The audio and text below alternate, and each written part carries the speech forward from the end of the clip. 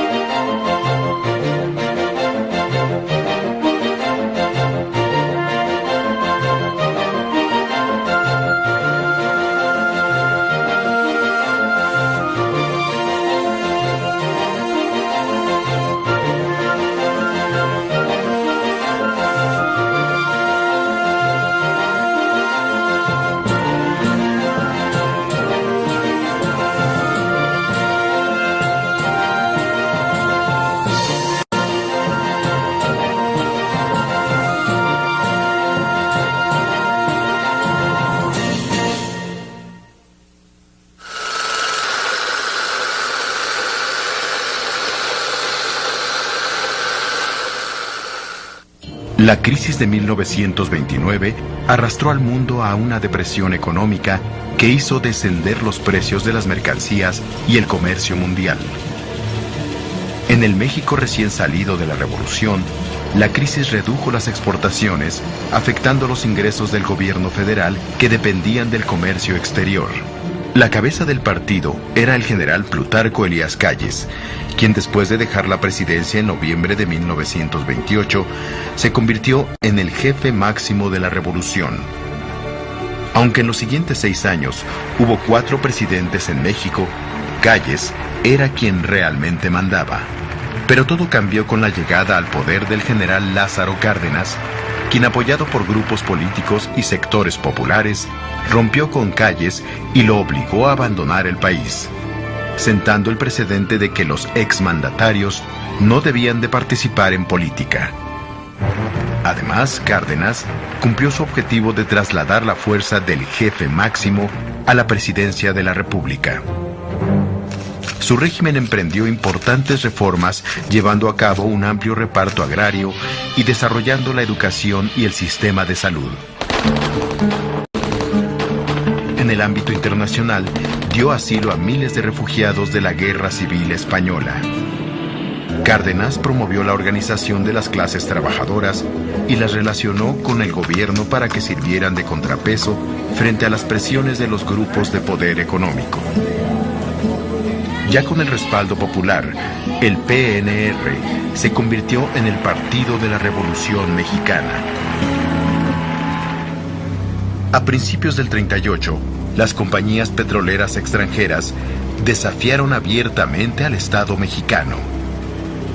Desatendieron un fallo de la Suprema Corte de Justicia que favorecía a los trabajadores, y la respuesta del gobierno fue la expropiación petrolera del 18 de marzo de 1938. Como respuesta a lo que se consideraban excesos socializantes del gobierno de Cárdenas, grupos de inconformes crearon el Partido Acción Nacional bajo la dirección del abogado Manuel Gómez Morín. Para las elecciones de 1940, Cárdenas y el partido oficial apoyaron al general Manuel Ávila Camacho, estableciendo así otro de los mecanismos básicos del arreglo político del país. El presidente de la República, por medio de su partido oficial, designaba a su sucesor. 40.946. Soy puro mexicano y nunca me he dejado. Si quieren informarse, la historia les dirá que México es valiente y nunca se ha rajado. Viva la democracia, también la libertad. conflagración mundial había estallado. Los ejércitos de Inglaterra, Francia, Bélgica y Polonia trababan ya los primeros combates de la que había de ser la guerra más sangrienta que registra la historia, cuando tomó posesión de la presidencia de la República el general don Manuel Ávila Camacho. A nadie se escapaba la trascendencia de los problemas con que habría de enfrentarse el nuevo presidente. Él mismo, previendo la gravedad de la situación que se avecinaba, agrupó a la nación bajo la doctrina de la unidad nacional para evitar que los conflictos internos debilitaran la resistencia de la familia mexicana ante los peligros que se cernían sobre ella. Sin embargo, fue hasta mayo de 1942 cuando México entró al conflicto. Como reacción a la guerra, se instituyó el Servicio Militar Nacional, que permanece hasta nuestros días.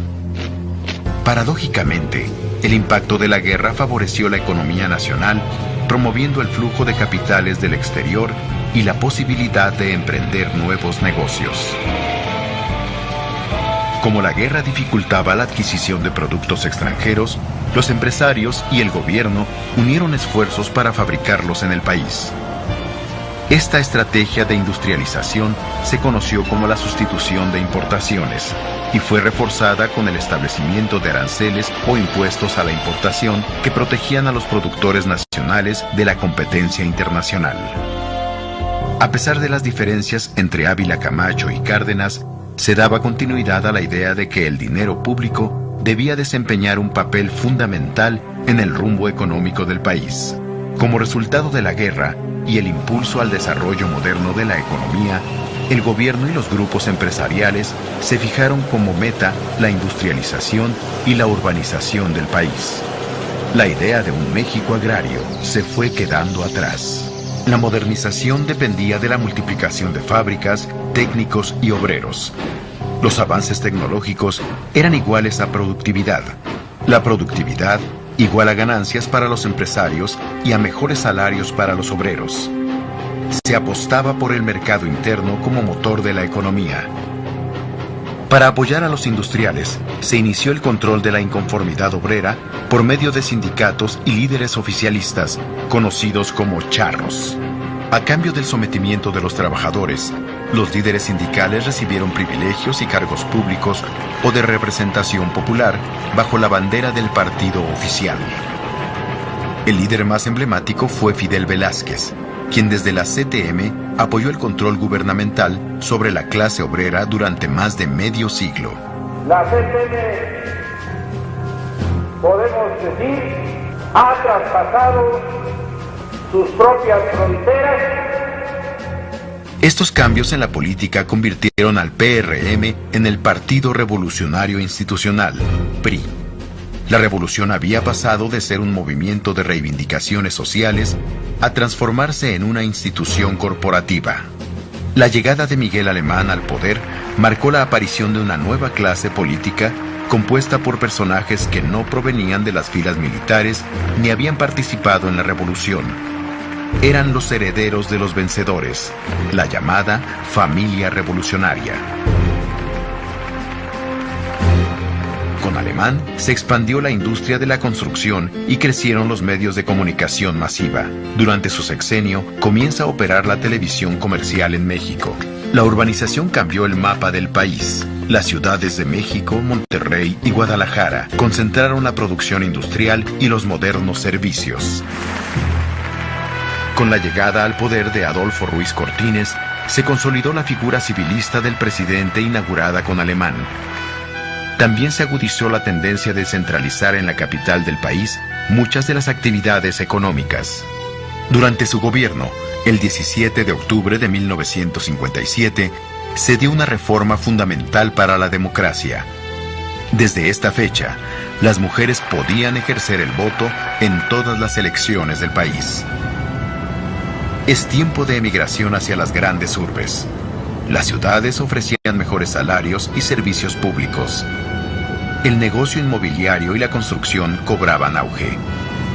En México, muchos dijeron que se estaba dando un milagro económico.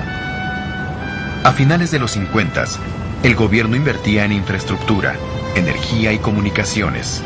La inversión privada aumentaba sobre la base de una economía fuertemente protegida de la competencia exterior. Esta etapa de estabilidad de precios y baja inflación se conoce como el desarrollo estabilizador. Sin embargo, el bienestar y la modernización no alcanzaron a todos los habitantes del país.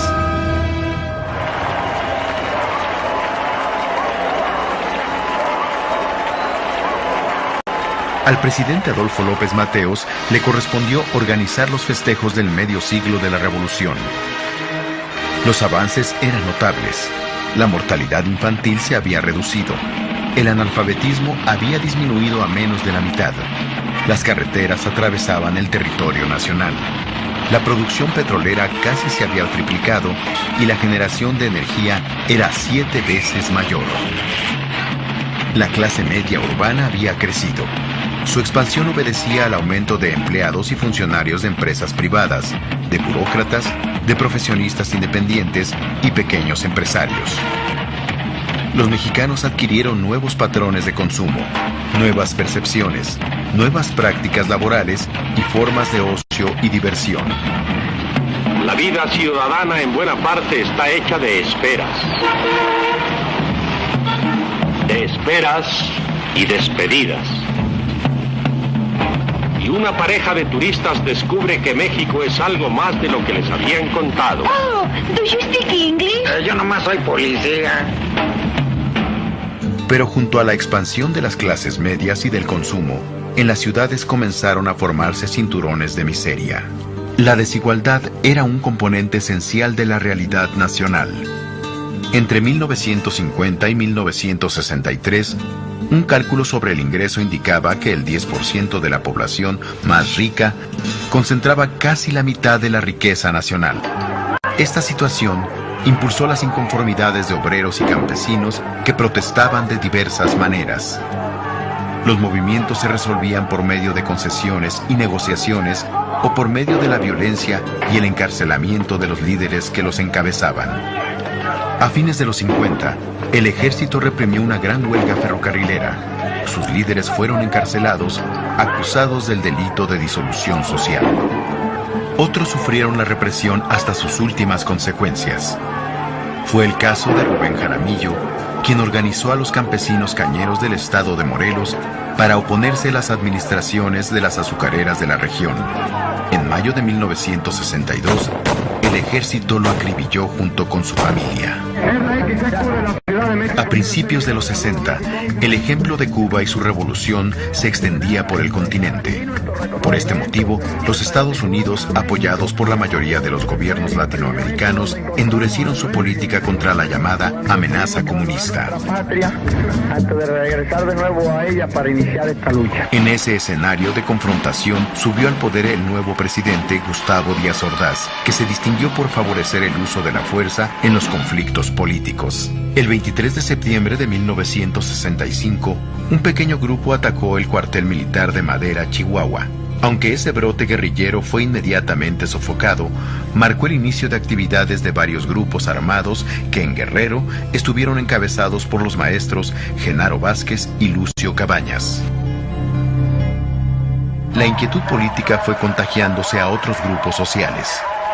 1968 fue el año de las grandes protestas juveniles en el mundo, pero tuvo su desenlace más trágico en el movimiento estudiantil de México. El movimiento mostró la distancia entre una sociedad cada vez más urbana y diversa y un régimen político incapaz de negociar.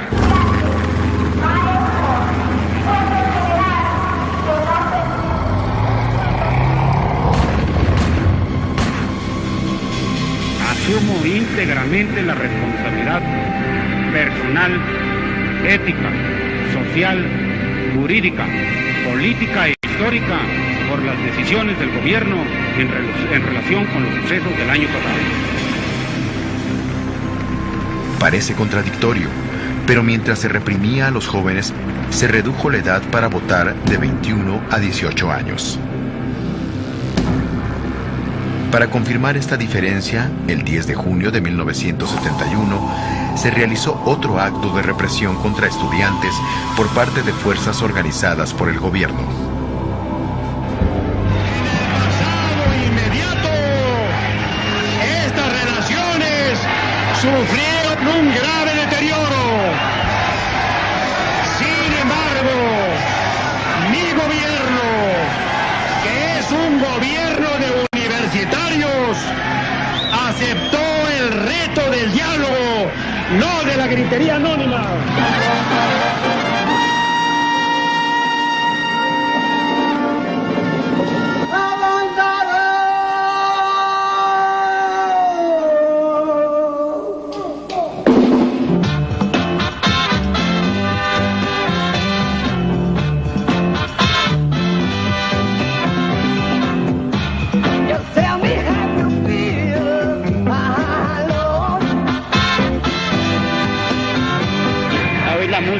A cotorrear, a buscar paz y amor. Porque la justicia toma tiempo, yo no pienso esperar. Prefiero en mi cerebro caminar, tendré que caminar. Oye Cristo, no regreses, no te vayan a rapar. Esta era del acuario, nadie te entenderá. Sí, porque sé que si tú regresas, no vas a predicar. No vas a ver tus pelos, la gente se va a asustar y te van a hacer llorar.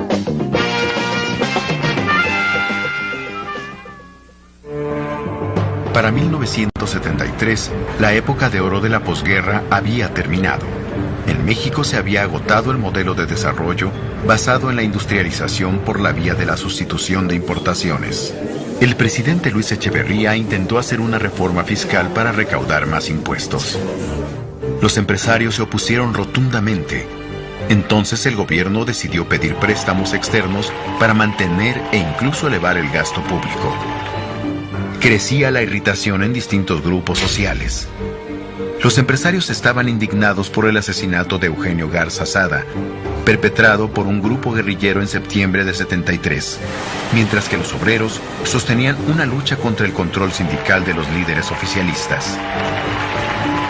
Como respuesta, el gobierno recurrió a desapariciones y asesinatos de decenas de militantes. Esta represión, conocida como la Guerra Sucia, se prolongó a lo largo de esta década. En 1976, como resultado de las condiciones del mercado mundial, pero también de las políticas económicas del Estado, se devaluó el peso después de más de 20 años de haberse mantenido estable. Para superar la crisis, el gobierno se vio obligado a pedir préstamos al Fondo Monetario Internacional.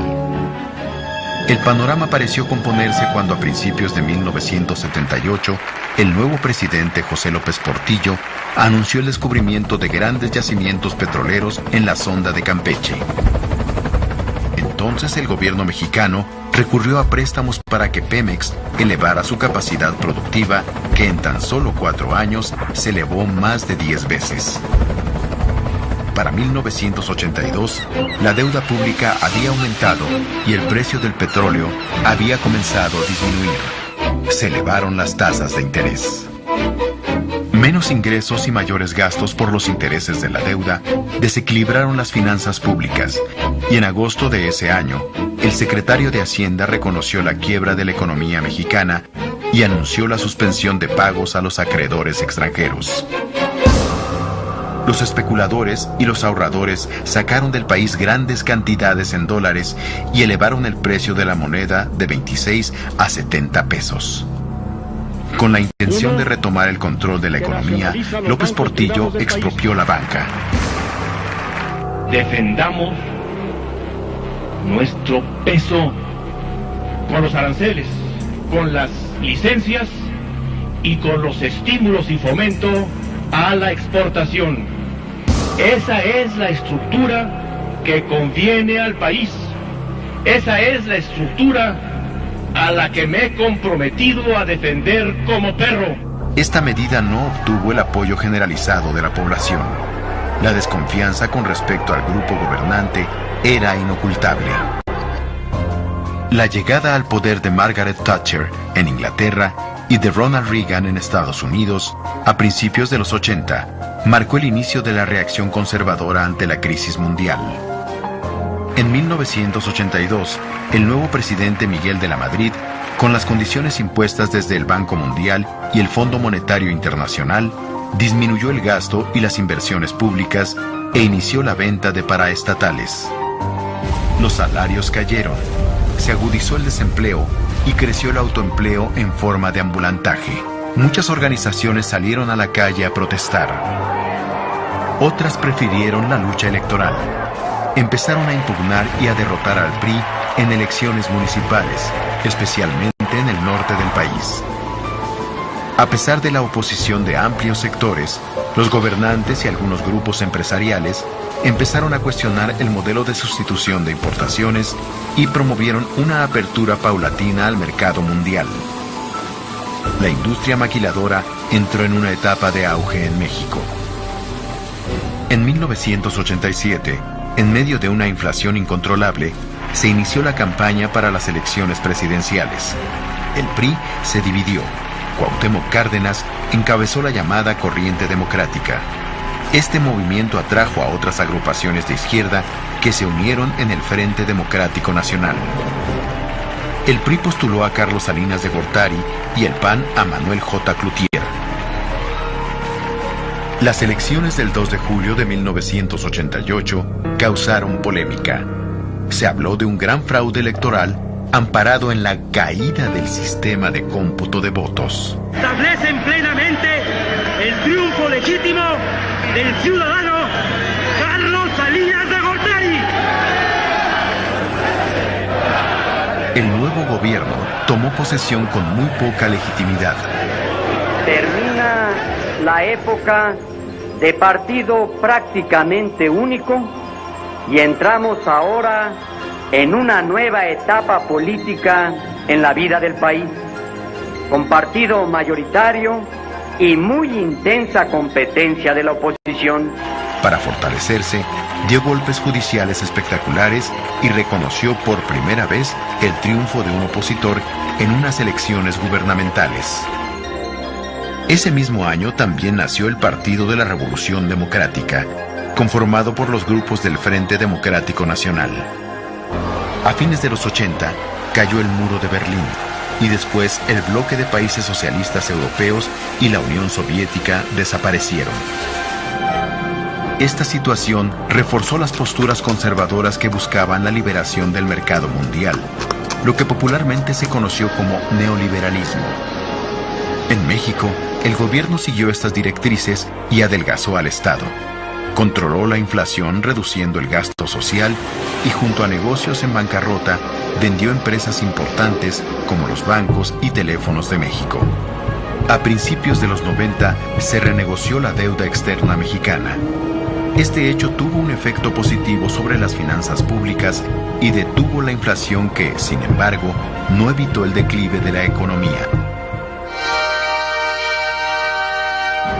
El gobierno reiteraba que México estaba a un paso del primer mundo y para pertenecer a tan selecto grupo era necesario firmar el Tratado de Libre Comercio con Estados Unidos y Canadá. Esta decisión confirmó el abandono del modelo de sustitución de importaciones e impulsó la apertura comercial y las exportaciones como sustento del desarrollo nacional. Así se inició formalmente la integración económica con Estados Unidos, que ya se apreciaba en el mercado laboral, en la expansión de las maquiladoras y en los depósitos de mexicanos millonarios en los bancos de aquel país. El TLC se aprobó en 1993 para que entrara en vigor el 1 de enero del año siguiente. Niños vestidos con el atuendo del ejército zapatista, portando rifles, hombres indígenas, resguardaban la presidencia municipal, donde algunos de los integrantes dieron una improvisada rueda de prensa. ¿Cómo se identifican, señor? Nosotros nos identificamos el Ejército Zapatista de Liberación Nacional. Los integrantes de esa organización declararon la guerra al gobierno mexicano. Quieren créditos, quieren muchas cosas, pues, de que ya probaron que les dieron y no les dieron. La guerra duró 11 días, pero tuvo un impacto extraordinario. El olvidado problema indígena volvió a ocupar la atención del país mostrando de nuevo el rostro de las profundas desigualdades sociales. 3 meses después, otro acontecimiento iba a ensombrecer aún más el panorama. Quiero encabezar un gobierno que sea sensible a los reclamos y a las demandas de las comunidades. En marzo de ese mismo año, es asesinado el candidato priista a la presidencia, Luis Donaldo Colosio. Esta situación demostró las fracturas del grupo gobernante. Tal vez por el temor que provocaban los conflictos, el candidato sustituto del PRI, Ernesto Zedillo, ganó sin problemas las elecciones de 1994. Para cerrar con broche de oro, un poco antes de la Navidad, el peso se devaluó casi al 100%, sacudiendo a la economía mexicana. Las tasas de interés se dispararon. Numerosos deudores se vieron imposibilitados para pagar los créditos contraídos con los bancos. La clase media mexicana vivió su peor época. La pobreza se profundizó. El alza de los precios del petróleo logró recuperar el crecimiento económico. Sin embargo, el gobierno se comprometió a pagar los préstamos incobrables de los bancos, algunos de ellos de muy dudosa legalidad. La migración se acrecentó como nunca. Casi 9 millones de mexicanos residían en Estados Unidos. Sus crecientes envíos de divisas se convirtieron en una de las grandes fuentes de ingresos de la economía nacional, por encima de muchas importaciones. En 2000, la situación social había mejorado en algunos aspectos, pero la desigualdad social se había acrecentado. Las elecciones del 2000 tuvieron lugar en un escenario caracterizado por la inseguridad, una economía que crecía lentamente, el desempleo y los bajos salarios. Fírmele aquí que va a votar por él.